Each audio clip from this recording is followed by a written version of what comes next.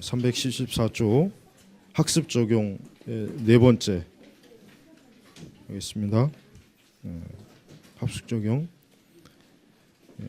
그 보면은 자, 하나님의 은혜로 주신 말씀에 대해 생각해 보자. 성경은 구약과 신약으로 나누어져 있다. 그렇죠? 유대인들은 신약 성경을 인정하지 않습니다. 유대교에서는 신약 성경을 그들은 전혀 인정하지 않습니다. 우리 기독교에서만 구약과 신약을 같이 인정하고, 유대교에서는 지금도 신약을 전혀 그들은 경전이라는 생각 자체를 아예 하질 않습니다. 그냥 구약만 이제 그들은 유대교는 지금 사용하고 있고, 자, 하나님의 백성에게 주신 언약의 말씀이라는 점에서 옛 언약, 새 언약으로 이렇게 나누죠. 그래서 그걸 그냥 구약, 신약입니다. 새 언약 때문에 옛 언약이 무효가 되는 것이 아니라 새롭게 완성되는 것임을 우리가 알아야 됩니다. 그러니까 우리는 구약과 신약은 신약 시대인 오늘날에도 동일하게 하나님의 말씀이고 우리 교회에 주신 하나님의 그 진리이기 때문에 우리가 이제 구약이 더 중요하다, 신약이 더 중요하다 이런 관점은 전혀 우리가 받아들여서는 안 되는 것입니다. 대개 구약은 율법으로, 신약은 복음으로 일컬어진다. 이제는 사랑과 용서라는 복음의 시대에 살기 때문에 지키기 불가능한 법들과 두려운 심판들로 가득 찬 율법은 더 이상 필요가 없는 옛 유물이라고, 율법 폐기론자, 이 사람들을 이제 보통 율법 폐기론자 이제 이렇게 얘기하죠. 지금도 율법 폐기론자들이 사실 많이 있어요. 근데 그거는 잘못된 겁니다. 율법과 복음을 모두 하나님의 말씀으로 인정해야 된다. 율법은 먼저 우리로 하여금 죄를 깨닫게 한 다음 우리를 예수 그리스도께로 인도하는 역할을 합니다. 그래서 로마서에서 몽학 선생이라고 그랬죠. 몽학 선생이라고 하는 것은 당시 그 로마 시대 때 로마 사람들은 부유한 그 집안은 그리스인을 꼭 가정교사로서, 이 가정교사가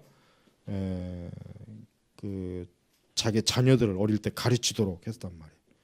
그런데 그 그리스인 가정교사가 그 자녀들을 막 때려도 돼요. 가르치는 그 한도, 어느 한도까지는 막 때리고 막 그 아이를 가정교사가 마음껏 가르치는데 아주 정권을 다 줘요. 아주 꼼짝 못해요. 그래서 몽학 선생한테 그 자녀들이 꼼짝 못해. 그게 로마 시대 때 하나의 그 교육법이에요. 그러니까 그러다가 이제 그 아이가 어느 일정한 나이가 되면 이제 더 이상 그 몽학 선생은 이제 그 아이를 가르칠 수도 안 되고 그 아이에게 이제 절대 이제 손을 대지 못합니다. 그러니까 지금 바울이 그거를 비유를 한 거예요. 그러니까 율법은 몽학 선생이다. 율법은 복음이 오기까지 그것은 뭡니까? 우리를 복음으로 이끄는 거예요. 복음으로. 계속 복음. 왜냐하면 율법이라고 하는 것은 우리의 양심, 우리의 죄를 드러내는 건데, 율법은 결국은 그 어느 한 가지도 범하게 되면 율법 전체를 범하는 것이기 때문에 사실 율법을 지킨다는 것 자체가 사실 불가능한 겁니다. 그러니까 예수 그리스도의 그 복음이 뭡니까? 예수님이 우리 대신 율법을 다 이루신 것이라고요. 그래서 예수 그리스도를 믿도록 이 몽학 선생의 역할을 하는 거죠. 그러나 이제 신약 시대에 그렇다고 해서 그러면 예수님 믿고 난 다음에 율법 필요 없느냐? 그렇지 않습니다. 거기 보면은 375페이지. 오늘날 율법의 기능이 죄를 깨닫게 하는 설교를 거의 하지 않는 교회들이 많아졌다 그랬죠. 많아졌다. 많아진 정도가 아니라 거의 전부라고 보면 됩니다. 거의 전부입니다. 거의 전부. 그러니까 사실은 아까 무율법주의가 이단이라고 그랬죠. 그 분명히 이단이거든요. 그 분명히 교회 역사에서 보면 이단으로 정제됐어요. 근데 그 무율법주의가 사실은 지금 보편적인 교회에 다 퍼져 있어요. 다 퍼져 있습니다. 다. 그러니까 지금 이 율법의 기능이 죄를 깨닫게 하는 설교를 하지 않고 오히려 뭡니까? 사람들에게 그러니까 가장 대표적인 건 긍정의 힘, 자아를 좀 높이는 것, 그다음에 어떤 뭐 사람들이 어떤 소소한 일상의 삶의 의미를 파악하는 거죠. 그죠? 말씀 이런 정도의 것을 지금 교회들이 주로 굉장히 사용하고 있단 말이에요. 그러니까 죄를 깨닫고 예수님 믿는 것 자체가 지금 어려워졌어요. 교회 안에서. 그래서 여기 책에도 나와 있잖아요. 그래서 많은 사람이 죄에 대한 부담감 없이 신앙생활을 쉽게 할 수 있고 현대적 흐름에 맞게 할 수 있어 교회에 나와 자신들만의 종교인 세속적 기독교를 갖는 사람이 많아졌다. 그렇습니다. 지금 이런 교회가 사실은 뭐 정말 우리나라 교회로만 한정해 봐도 거의 99%라고 봐도 돼요. 거의 뭐 다라고 보면 됩니다. 그렇지 않은 교회가 사실 있겠습니까? 거의 없죠. 그렇지 않은 교회가 있다면 참 정말 감사한 일인데 그렇지 않습니다. 그러니까 죄에 대한 부담감 없이 아까 오전 설교 때 보면은 좁은 길, 넓은 길, 그러니까 그 의미가 정말 깨달아지면서 신앙생활하는 사람이 없다는 거예요. 자, 말씀이 바로 선포되고 가르쳐지고 또한 성령의 역사가 있는 곳에서 하나님의 은혜의 역사가 이루어간다. 말씀이 바로 설교 제도록 설교자와 회중이 어떤 노력을 해야 하는지 실제적인 예를 생각해 보자. 예를 들면 뭐 교회 공예배 시간에 최근 1년간 설교된 본문 성경 구절을 모두 모아서 비교해 보자. 또 성찬식은 1년에 얼마나 있었는지 조사해 보자.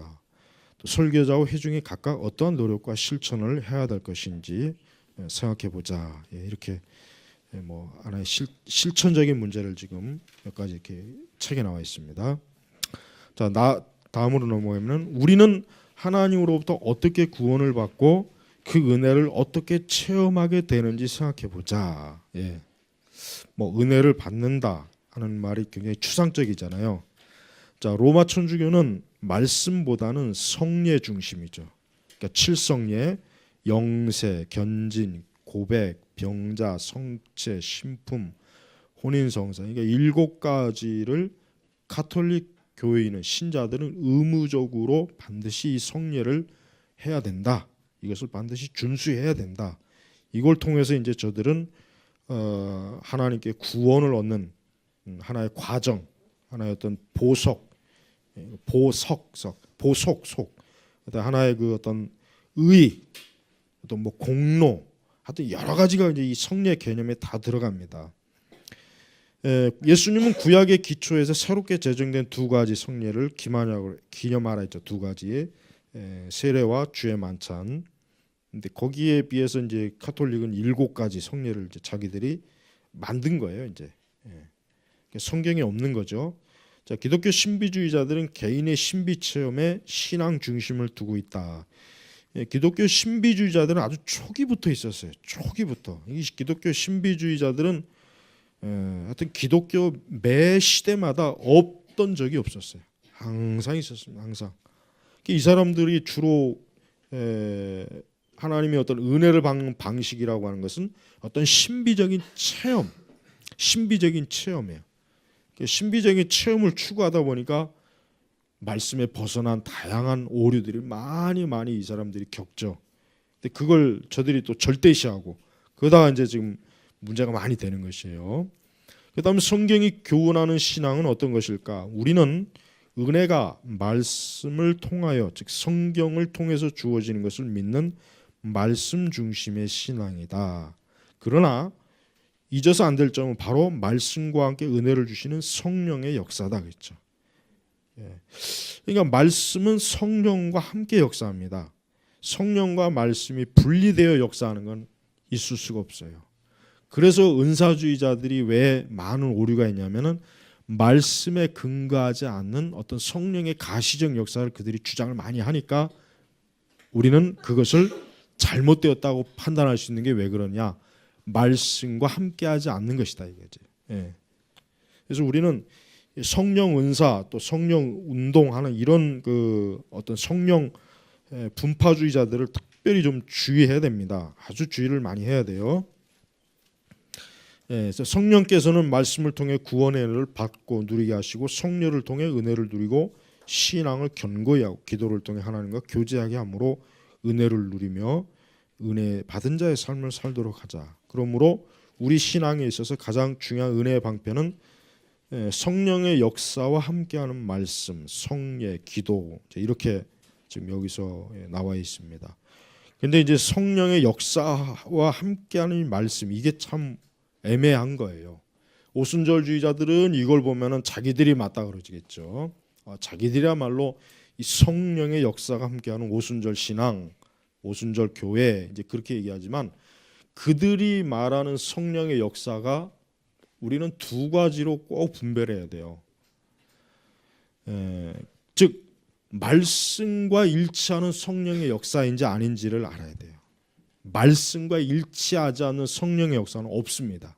그거는 악령의 역사예요. 악령의 역사란 말이에요. 그래서 우리는 말씀 즉 진리의 말씀에 일치하는 성령의 역사는 받아들여야 되겠지만 진리의 말씀과 전혀 일치되지 않는 오히려 심지어는 뭐 역행하는 그러한 성령의 활동은 받아들일 수가 없는 거예요. 그건 왜 그렇습니까? 성령께서는 절대로 진리가 아닌 오류에는 성령께서 그 일을 하시지 않습니다. 그래서 우리가 항상 기독교 행사, 기독교 어떤 프로그램, 어떤 기독교 의식을 딱 봤을 때 그것이 말씀과 일치하느냐 아니냐를 항상 잘 보면은 저것은 진짜 성령의 역사다 아니다라는 것을 사실 분별할 수는 있습니다. 분별할 수가 있어요. 그러니까 그런 걸 잘 분별하는 사람들은 절대로 속지 않습니다. 이상한 뭐 신사도 그렇고 은사주의, 다양한 은사주의 현상에서도 그렇고 절대로 그런 거에 이렇게 속지 않습니다.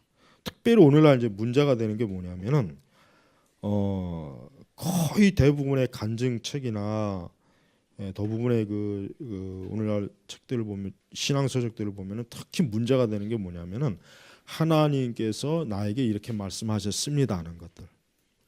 그러니까 성경을 인용하면 괜찮아요.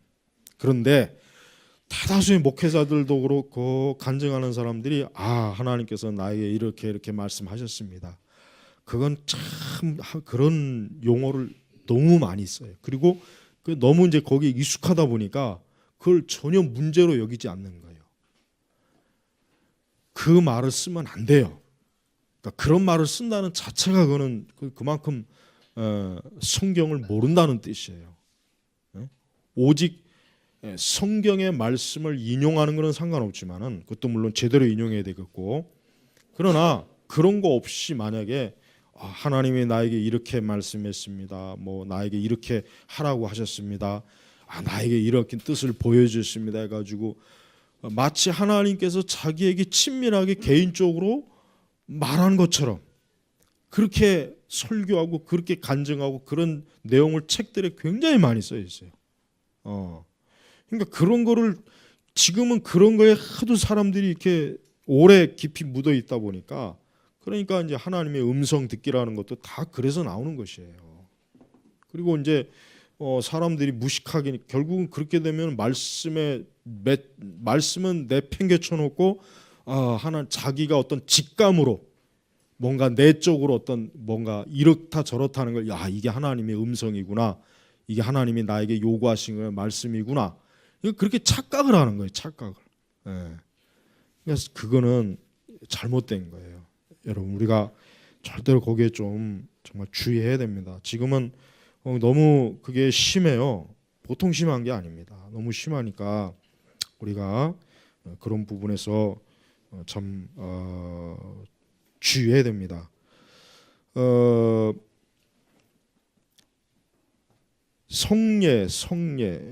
성례와 우리가 속한 교회 성식 근데 이 성례, 성찬 이거는 사실 그렇게 뭐 비교할 건 없어요.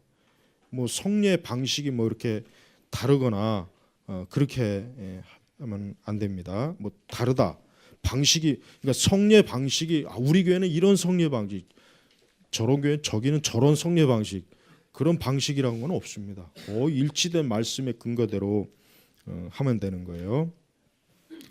하나님의 은혜가 말씀과 성령을 통해 성도들에게 전해질 때 말씀을 선포하고 가르치는 일과 성령을 거항하는 일은 목회자의 역할은 대단히 중요하다. 그래서 거기 각주에 보면은 목사들은 모든 일에 사소한 일에도 조심해야 된다. 결과적으로 목회자는 말, 음식, 교제, 오락, 복장, 몸짓 그 전체적인 태도를 아무리 조심해도 지나치지 않는다. 목사회는 하나님의 영광의 주요한 도구로 사용되는 몸의 일부고 그것은 다른 어느 것보다 하나님의 영광을 보여준다. 모든 사람 가운데 목회자들은 어떤 무리와도 가볍게 시간을 보내서는 안 된다. 청교도들은 굉장히 목회자에 대해서 엄청 엄격했습니다. 청교도들은 이 목회자에게 요구하는 것이 굉장히 아주 그냥 정말 엄격했어요. 그러니 일반 신자들에게도 목회자들이 얼마나 또 엄격하게 요구하겠습니까? 그러니까 청교도들이 왜 이제 청교도들을 사람들이 그 당대에도 그렇지만은 후대에도 여전히 지금도 뭐 미국이나 이런 서구권은 청교도 하면은 막 싫어해요. 굉장히 그 싫어합니다. 왜냐? 굉장히 엄격하고 아주 뭐라 그럴까 도덕적 이런 부분에서 아주 굉장히 막 고지식하고 아주 원리 원칙 오직 하나님의 말씀. 그러니까 그들은 이 청교도라고 하는 사람들은요 정말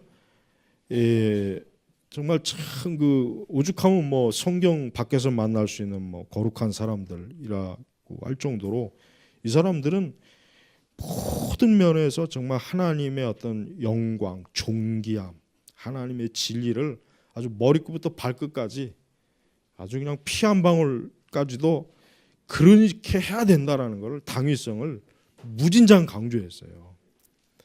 그러니까 이제 청교도들의 그런 것 때문에 이제 그 당시에도 그렇지만 청교도들하고 있으면 숨이 막힌다. 이제 가까이 있으면 숨이 막히고 뭐 이제 그냥 숨도 쉬지 못하겠다. 막 이제 그렇게 할 정도로 굉장히 이 사람들은 그 자신의 내적 거룩, 외적 거룩에 대한 그 부분이 오늘날 만약에 우리가 그 시대 가면은 지금 시대 사람들은 배견하지 못할 거예요.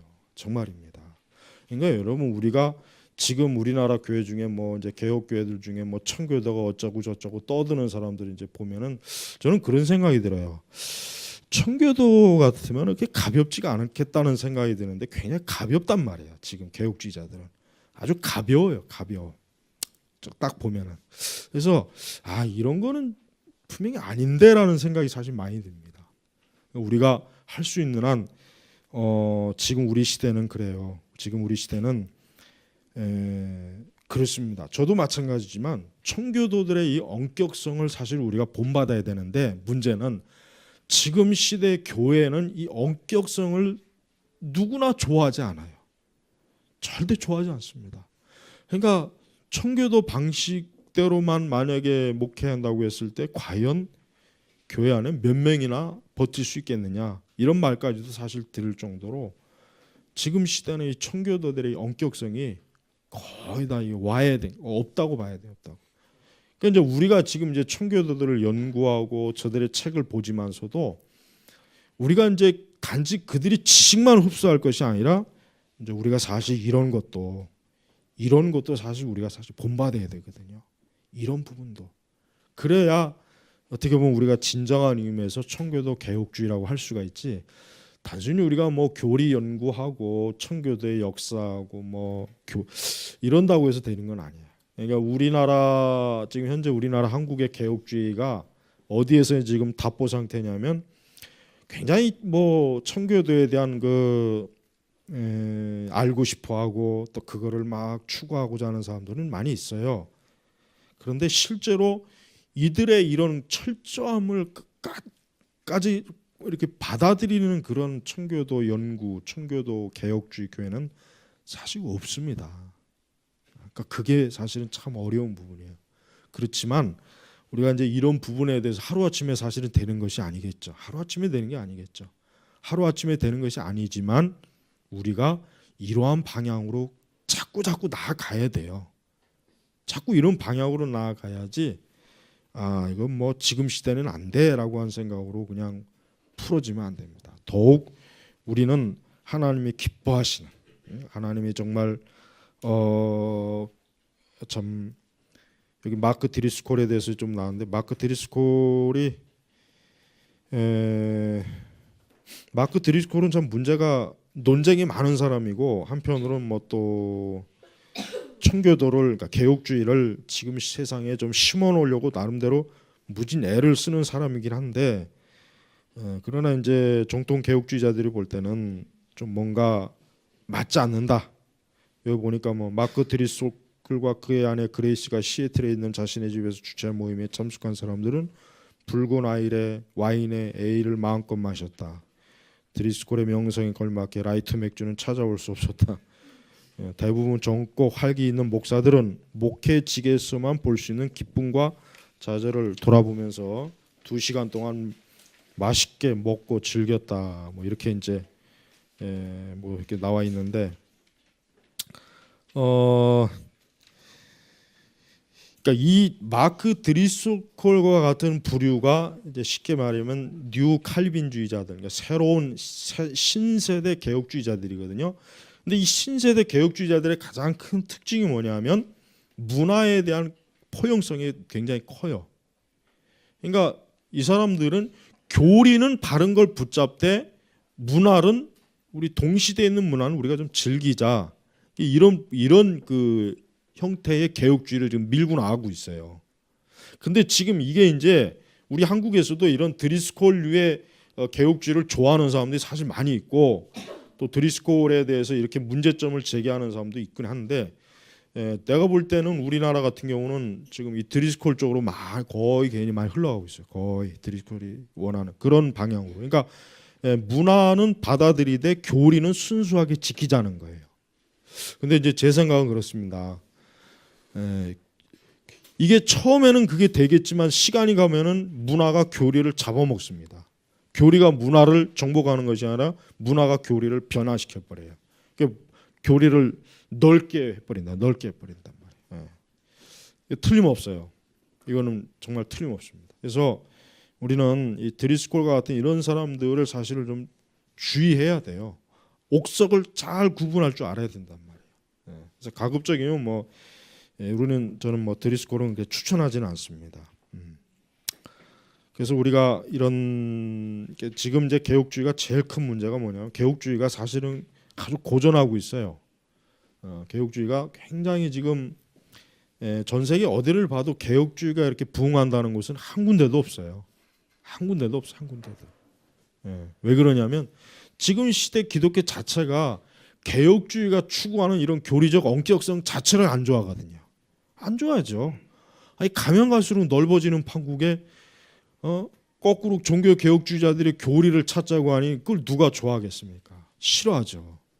그래서 사실은 지금 전 세계 어디를 봐도 개혁주의가 이렇게 왕성하게 일어나는 곳은 한 군데도 없어요. 한 군데도 없습니다. 전 세계 막 다 싹 뒤져도 없어요. 이제 다만 이제 뭐 새로운 이런 드리스콜과 같은 이런 종류의, 즉 문화는 받아들이면서 교리는 좀 바르게 잡자는 이런 부류가 지금 개혁주의권에 일어난다고 하니까 뭐 개혁주의가 뭐 살아난다 막 이렇게 예측을 하지만, 그러나 그거는 이제 거품이라는 거예요. 거품이란 말이에요. 거품. 그러니까 이왕 개혁주의를 하려면은 정통 개혁주의로 하든가, 이렇게 드리스콜 같은 경우는 이건 개혁주의라고 할 수 없고 그냥 복음주의라고 해야 돼. 복음주의라고 해야 돼. 신복음주의. 그래서 우리가 이거는 좀 주의 좀 해야 될 것 같습니다. 퍼킨스는 이와 같이 말했다. 말씀을 선포하는 것은 그리스도의 이름으로 그리스도를 대신해서 대언하는 것입니다. 듣는 사람들은 설교를 통해 은혜로 부름을 받고 은혜 안에 보호하심을 입습니다. 그리스도의 이름으로 그리스도를 대신해서 대언한 설교자들을 사도시대부터 현대까지 대표적으로 12명만 찾아서 이야기해보자. 또한 우리가 속해 있는 교회 목회자가 12번째 또는 그들의 버금가는 설교자가 될 수 있도록 돕고 기도하자. 사람의 이름으로 사람들을 대신해서 대언하는 설교자, 즉 대중들에게를 즐겁고 기쁘고 인기 있게 유명한 설교자들을 들어보자. 뭐 이런 설교자는 뭐 많잖아요. 우리 한국에 엄청 많죠. 뭐 사방천지에 있죠. 그러니까 기독교 역사에서 정말 하나님의 말씀을 대언한 사람 12명, 글쎄 12명, 더 이보다 더 많죠. 많기는 더 많습니다. 근데 우리는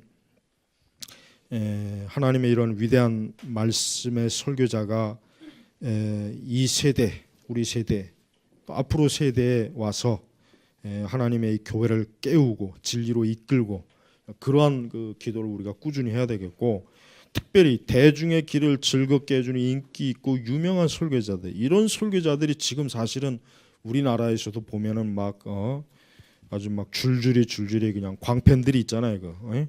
이런 사람들. 그리고 어제 그 뭐 우리 저 카페에 올려했지만은 그 어느 교회 목사가 이제 자살한 거, 그 결국 드러났죠. 그 사람은 이전에 동성애, 저한테도 자주 질문이 왔어요.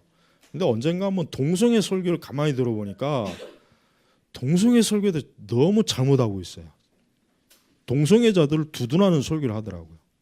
그래서 이 사람은 이거 문제가 많구나. 근데 그 자살에 대한 것도 보십시오. 그 사람은 애초부터 목사가 안 돼야 될 사람이에요.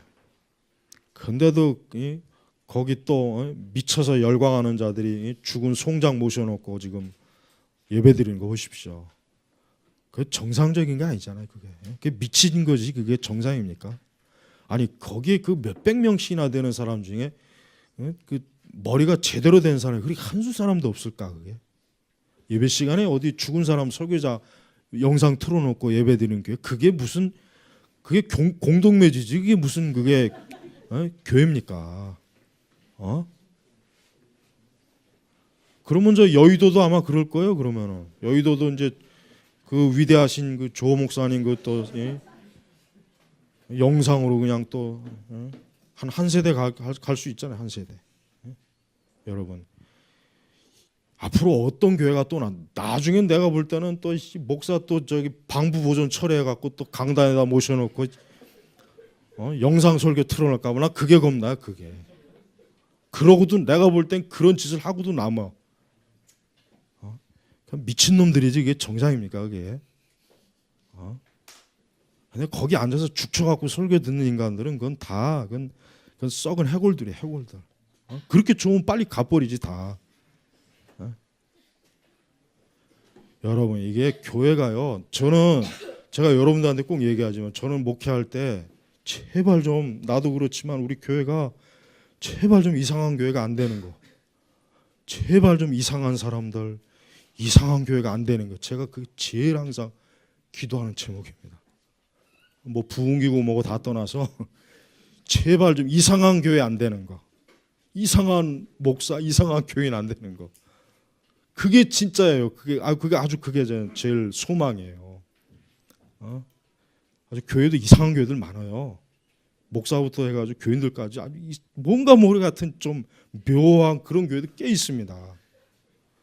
그러니까 제발 보편적인 정상적인 교회, 정상적인 이성과 합리성, 말씀을 가지고 바른 생각을 가지고 바른 그런 교회가 돼야지. 이게 무슨 이제 앞으로 어떤 교회들이 또 나올지, 뭐 지금 있는 것만 해도 참 그 해괴망측한 교회들이 많은데, 그러니까 제발 하여튼 하나님의 교회가 제발 좀 이상한 교회가 되지 않도록 항상 우리도 우리 자신을 위해서 기도하고, 하여튼 그 이상한 데서 이상한 짓 하는 사람들을 그걸 정상적으로 바라보면 안 됩니다. 자, 기도하겠습니다. 하나님 아버지 감사합니다.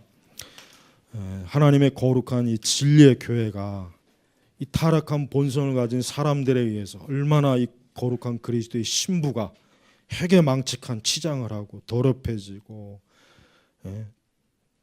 그 부끄러운 잘못된 화장을 하고 더러운 옷을 입고 얼마나 그리스도의 몸된 교회를 망치는지 모릅니다.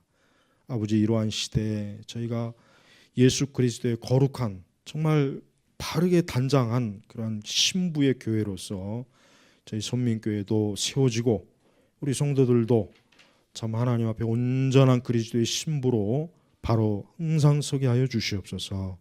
감사하며 우리 주 예수 그리스도의 이름으로 기도 올렸습니다. 아멘.